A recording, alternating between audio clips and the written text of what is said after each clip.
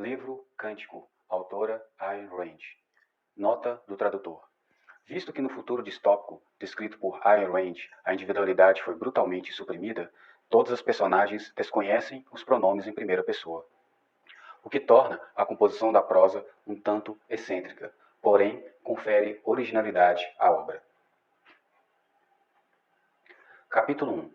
É um pecado isto. É um pecado pensar usando palavras que mais ninguém usa e colocá-las num papel que mais ninguém verá. É sórdido e malévolo. É como se falássemos sozinhos, para nenhum outro ouvido, exceto o nosso. E bem sabemos que não existe transgressão mais grave do que fazer ou pensar algo por si sós. Nós violamos leis. As leis dizem que os homens não podem escrever, exceto se o Conselho de Vocações solicitar que o façam, que sejamos perdoados. Mas este não é o único pecado que recai sobre nós. Cometemos um crime ainda maior, e para esse crime não há nome. Não sabemos qual tipo de punição nos aguarda, caso sejamos descobertos, pois tal crime não faz parte da memória humana, e não existem leis que o prevejam. Está escuro aqui. A chama da vela permanece viva no ar. Nada se move neste túnel, exceto nossa mão sobre o papel. Não estamos sozinhos aqui. Embaixo da terra, essa é uma palavra assustadora. Sozinho. As leis dizem que ninguém entre os homens pode estar sozinho. Nunca e nenhuma vez. Porque essa é a maior transgressão que pode haver e a raiz de todo o mal. Mas violamos muitas leis. E agora não há nada exceto nosso corpo. É estranho ver apenas duas pernas esticadas no chão e na parede diante de nós apenas a sombra de nossa própria cabeça. As paredes estão rachadas e delas escorrem finos fios de água, silenciosamente, negros e reluzentes, como sangue. Roubamos a vela da despensa do lar dos varredores de rua. Seremos sentenciados a 10 anos no palácio de detenção corretiva, caso sejamos descobertos. Mas isso não importa. Só o que importa é que a luz é preciosa e não devemos desperdiçá-la, escrevendo quando precisamos dela para o trabalho que é nosso crime. Nada importa mais que o trabalho, nosso segredo, nossa maledicência, nosso precioso trabalho. Ainda assim, também devemos escrever, que o Conselho tenha piedade de nós, pois desejamos falar de uma vez por todas para tudo, exceto o nosso próprio. Nosso nome é Igualdade 7, 25, 21, tal como está escrito em nosso bracelete de ferro, que todos os homens carregam em seu pulso esquerdo, com seu nome gravado. Nós temos 21 anos de idade, temos 1,82 m de altura, e isso é um fardo, pois não existem muitos homens com 1,82 m de altura.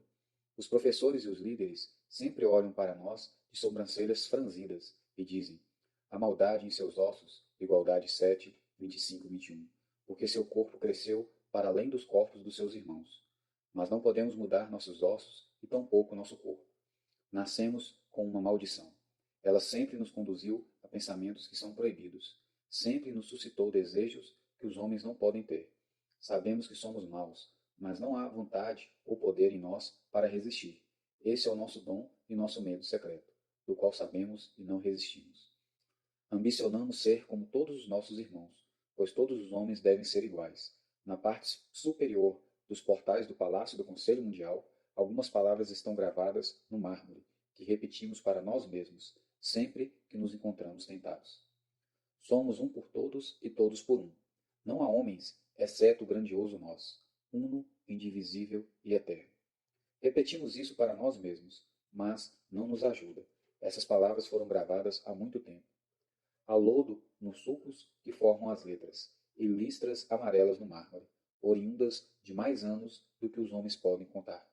Essas palavras são a verdade, por isso estão escritas no Palácio do Conselho Mundial, que é o órgão da verdade. Assim, tem sido desde o grande renascimento, e ainda muito antes disso, onde nenhuma memória pode alcançar. Mas nunca devemos falar de épocas anteriores ao grande renascimento. Quando tínhamos 5 anos de idade, enviados para o lar dos estudantes, onde há 10 tipos de tutela, para cada 10 anos de aprendizado. Os homens devem aprender até que alcancem 15 anos. Depois disso, vão trabalhar. No lar dos estudantes, nós nos levantávamos quando a grande campainha tocava na torre, e voltávamos para nossas camas quando ela tocava novamente. Antes de tirarmos nossas roupas, paramos no grande salão de dormir, erguemos nosso braço direito e dizemos conjuntamente com 3 professores: não somos nada, a humanidade é tudo. pela graça de nossos irmãos, estamos autorizados a nossas vidas. Existimos por meio de, para e graças a nossos irmãos, que são o Estado. Amém. Então dormimos. Os dormitórios eram brancos e limpos, e nada havia lá, exceto umas 100 camas. Nós, Igualdade 7, 25, 21, não éramos felizes naqueles anos no lar dos estudantes. Não que o aprendizado fosse difícil para nós, é que o aprendizado era muito fácil. Este é um pecado muito maior, nascer espertos demais. Não é bom ser diferente de nossos irmãos, mas é maligno ser superior a eles. Os professores nos diziam isso e franziam as sobrancelhas quando olhavam para nós. Então, lutávamos contra essa maldição. Tentávamos esquecer nossas lições, mas sempre acabávamos nos lembrando. Tentávamos não entender o que os professores ensinavam, mas sempre entendíamos antes mesmo de os professores terem ensinado. Olhávamos para a União 53992, que era um garoto pálido com apenas metade do cérebro, e tentávamos dizer e fazer como eles faziam. Deveríamos ser como eles, como União 53992. Mas de alguma forma os professores sabiam que não éramos, e acabávamos surrados com mais frequência que as outras crianças por isso. E ainda muito antes disso, onde nenhuma memória pode alcançar. Mas nunca devemos falar de épocas anteriores ao grande renascimento. Caso contrário, somos sentenciados a 3 anos no palácio de detenção corretiva. Apenas os antigos cochicham sobre isso nos entardeceres, no lar dos inúteis. Eles cochicham muitas coisas estranhas, acerca de torres que subiam aos céus, sobre carroças que se moviam sem cavalos e sobre luzes que queimavam sem chamas naqueles tempos não memoráveis. Mas aquelas épocas são sombrias. Esses tempos passaram quando o homem viu a grande verdade que é esta: todos os homens são um, e não há vontade alguma, exceto a vontade de todos os homens juntos. Todos os homens são bons e sábios, apenas nós, Igualdade 7, 25, 21, que nascemos com uma maldição. Não somos como nossos irmãos. E conforme olhamos para a nossa vida passada, vemos que sempre fomos assim. E foi isso que nos conduziu, passo a passo, para a nossa última transgressão, o crime dos crimes, escondido aqui sob a terra.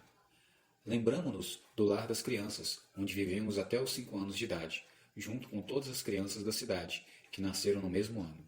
Os dormitórios eram brancos e limpos, e nada havia lá, exceto umas 100 camas. Nós somos iguais aos nossos irmãos, salvo por nossa transgressão. Nós brigamos com os nossos irmãos. Existem poucas ofensas piores que brigar com os nossos irmãos, em qualquer idade e por qualquer razão que seja.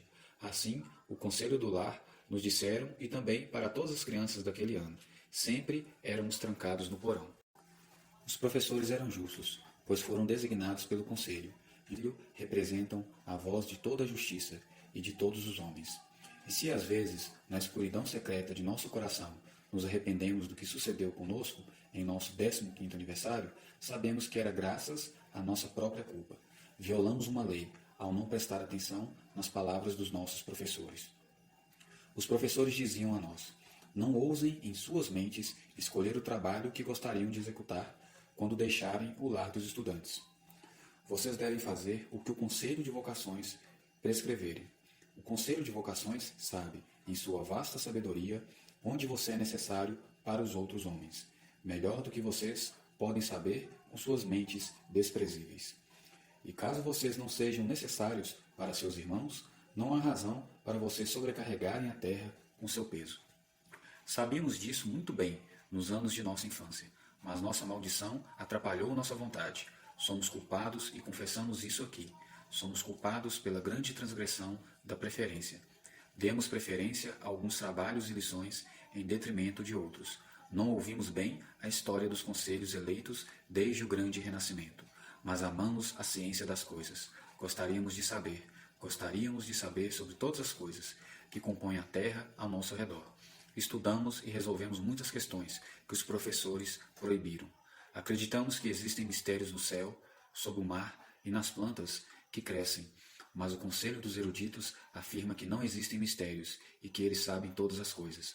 Aprendemos muito com os professores. Aprendemos que a terra é plana, que o sol gira em torno dela, o que ocasiona o dia e a noite. Aprendemos o nome de todos os ventos que sopram pelos mares e empurram as velas de nossos grandes navios. Aprendemos como a sangria pode curar o homem de todas as doenças.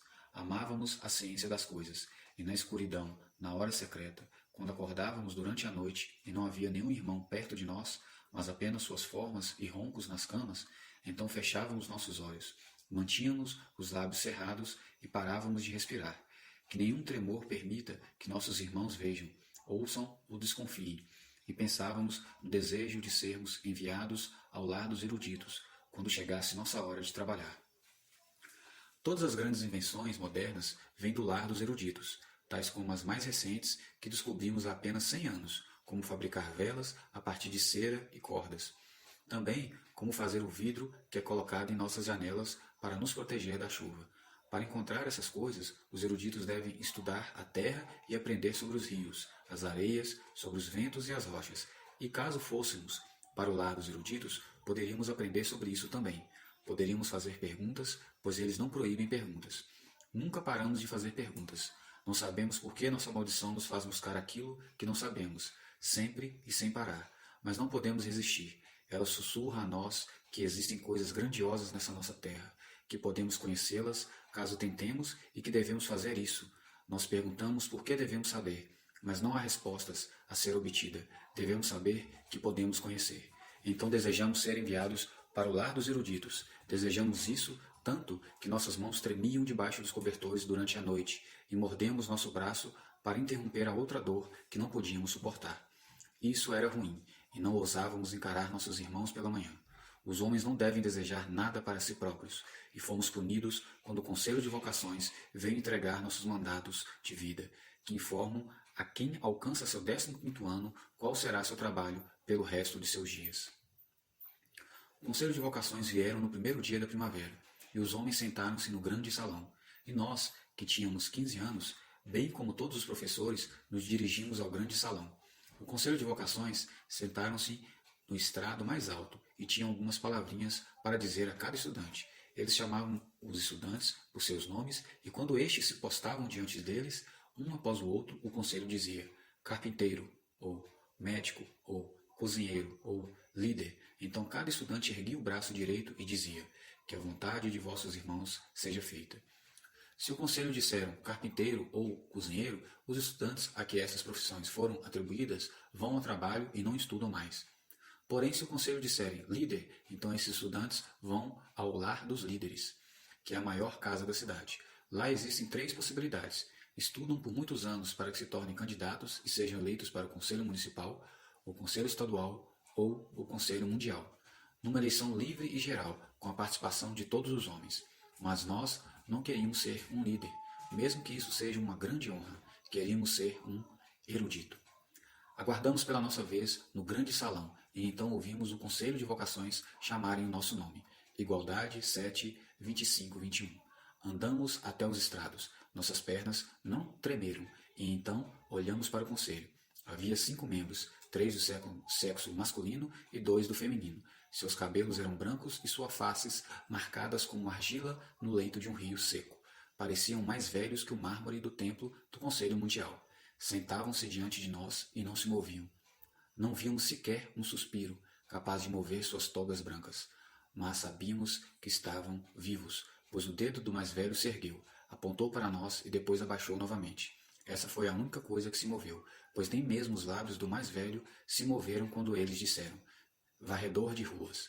Sentimos as cordas do pescoço apertarem-se conforme erguíamos a cabeça para olhar nos rostos do conselho, e estávamos felizes. Sabíamos que éramos culpados, mas agora tínhamos uma forma de reparação. Aceitaríamos nosso mandato de vida e trabalharíamos para nossos irmãos, prazerosa e voluntariamente, e então apagaríamos o pecado cometido contra eles, o qual eles não tinham conhecimento, mas nós, sim, estávamos felizes e orgulhosos de nós mesmos, e também da vitória sobre nós mesmos. Erguemos nossos braços direito e dissemos, e nossa voz era a mais nítida e firme do salão naquele dia, que a vontade de nossos irmãos seja feita. E olhamos diretamente nos olhos do conselho, mas seus olhos azuis eram frios como vidro. Assim, nos dirigimos ao lar dos varredores de rua. Trata-se de uma casa cinza numa rua estreita. Havia um relógio de sol no pátio da casa, e é a partir dele que o conselho do lar pode dizer que horas são e em qual momento tocar a campainha. Quando a campainha toca, todos nós levantamos de nossas camas. O céu está esverdeado e com aparência gélida, visto de nossas janelas apontadas para o leste. A sombra do relógio marca meia hora para que possamos nos vestir e tomar café da manhã no refeitório, onde há 5 longas mesas com 20 pratos e copos de barro. Então vamos trabalhar nas ruas da cidade, com nossas vassouras e rodos. Em 5 horas, quando o sol está a pino, retornamos para o lar e almoçamos. O tempo permitido para isso é de 1 hora e meia. Depois voltamos ao trabalho. Transcorridas outras 5 horas, as sombras, os pavimentos estão azuladas e o céu está azul, com um brilho profundo que na verdade não é brilhante. Voltamos para o jantar, que dura 1 hora. Em seguida, a campainha toca e andamos em fila única até um dos salões da cidade, para o encontro social. Outras filas únicas de homens chegam desde seus lares, desde seus respectivos afazeres. As velas estão acesas e os conselhos dos diferentes lares sobem no púlpito e falam conosco sobre os nossos deveres e dos nossos irmãos. Após isso, líderes visitantes também sobem ao púlpito e leem discursos que foram escritos no Conselho Municipal naquele mesmo dia, pois o Conselho Municipal representa todos os homens e todos os homens devem conhecer o que eles dizem. Então entoamos hinos, o hino da irmandade, o hino da igualdade, o hino do espírito coletivo. O céu era de um roxo esmaecido. Quando voltamos para o lar, a campainha toca e andamos em fila única para o Teatro Municipal, para 3 horas de recreação social. Lá, uma peça é apresentada no palco, com 2 grandes coros do lar dos artistas, que perguntam e respondem juntos, em 2 grandes vozes. As peças versam sobre o trabalho duro e como ele é louvável. Depois disso, voltamos para o lar em fila única. Nesse momento, o céu se assemelha a uma peneira preta, pincelada com gotas prateadas e trêmulas, prontas para estourar.